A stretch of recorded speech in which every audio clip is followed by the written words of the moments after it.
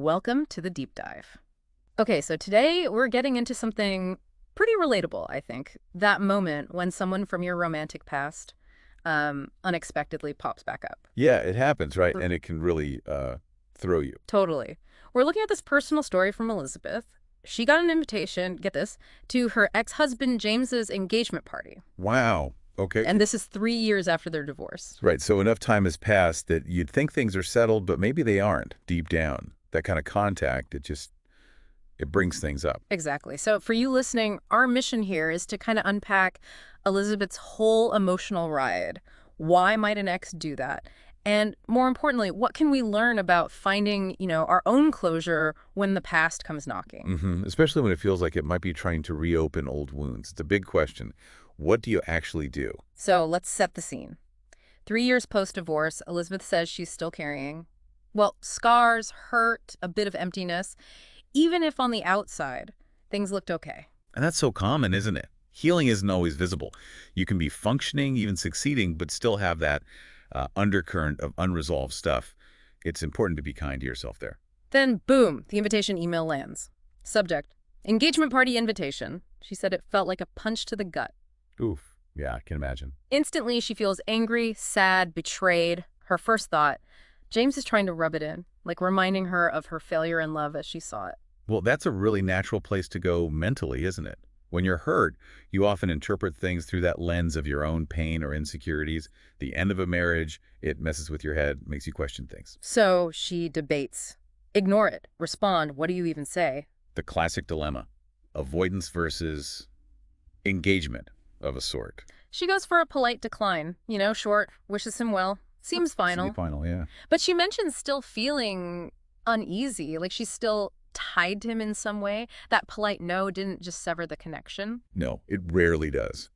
Shared history, especially something as intense as a marriage, leaves these threads. The invitation itself, even declined, forces a quick look back, doesn't it? A reminder of what was. Then, hold on, a week later, another email. Oh. Subject line, just please. Ooh, okay. That changes things. That one word feels different. Totally. It gets her attention. Inside, James acknowledges mistakes, says he wants to clear the air, suggests they talk. Ah.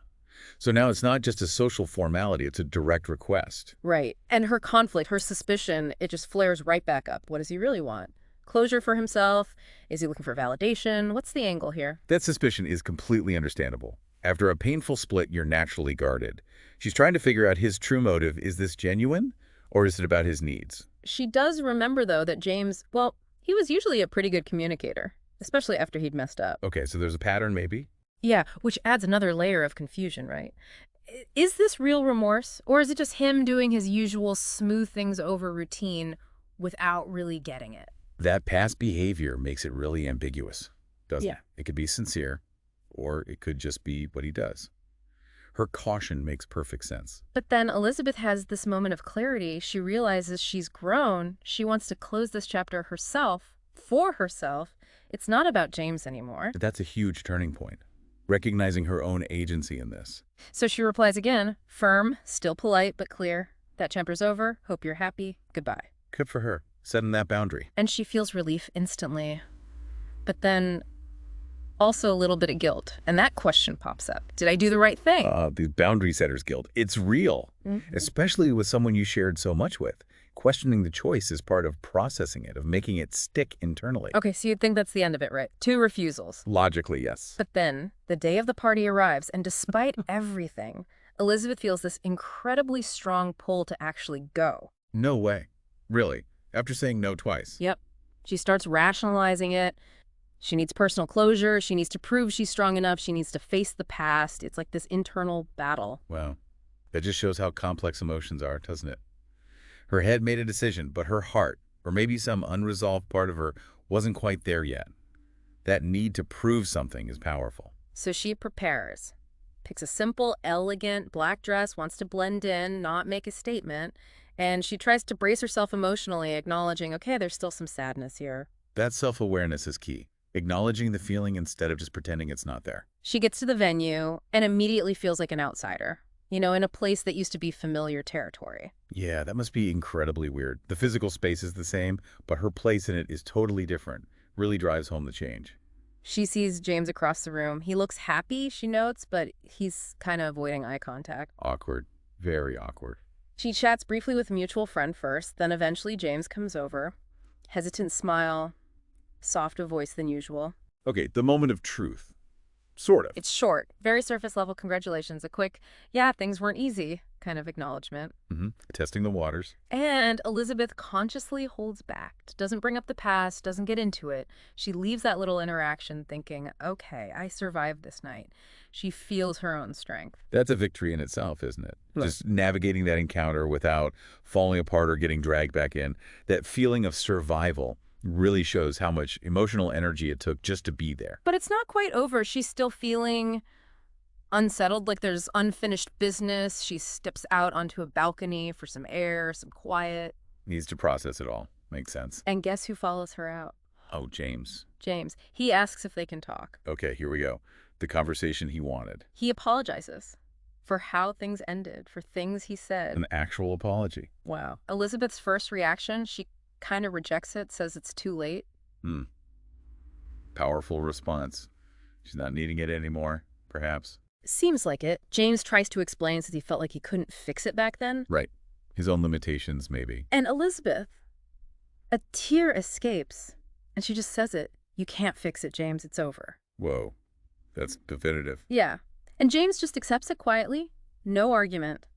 Elizabeth leaves the balcony, leaves the party, feeling this wave of finality.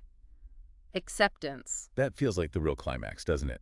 His apology, maybe sincere, but coming when she no longer needs it for her own peace.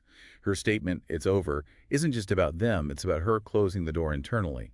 And his quiet acceptance. That's maybe the real closure for both of them. The next morning, she wakes up feeling light, clear. Ah, the emotional hangover is a good one this time. Totally. And she has this big realization. The peace she feels, it came from her, from forgiving herself, not from anything James did or said last night. Yes, that's it. The internal shift. Her peace wasn't dependent on his actions. She feels like she's finally reclaiming her life, you know? Not living under the shadow of the past marriage or his expectations. Her whole perspective shifts. She stops questioning her worth, her future happiness. That's huge. Breaking free from that narrative. And she starts taking action, makes plans with friends, books a little getaway, concrete steps forward. Moving on, literally and figuratively. Her final thoughts about James are just acceptance. No bitterness, no longing. She realizes love isn't about winning or losing. That's a mature perspective. And the big lesson for her, true closure. Sometimes it's just the act of letting go, choosing to move on your own terms. Exactly. It's an internal decision, an internal process, much more than it is about getting something specific from the other person. Elizabeth's story really highlights that. So wrapping this up, Elizabeth's journey in navigating this unexpected blast from the past, it really shows how messy and complicated post-relationship feelings can be, doesn't it? Absolutely. Yeah. And the reasons people reach out can be all over the place. But the key thing, like you said, is that real closure. That's usually something you build inside yourself. Yeah, it's empowering, really. It's about your own healing, your own discovery. And maybe the aha moment for you listening is realizing that navigating these kinds of things, it's less about figuring out the other person and way more about checking in with yourself. What do you need? Where's your internal compass pointing? Recognizing your own power to move forward. So here's something to chew on. Think about times maybe you've had echoes of the past show up in your life. What did that teach you about your own strength, your own ability to heal and move on? And maybe ask yourself, is getting validation from someone in the past actually necessary for you to find peace now? Something to think about. Definitely something to think about. Thanks for diving deep with us.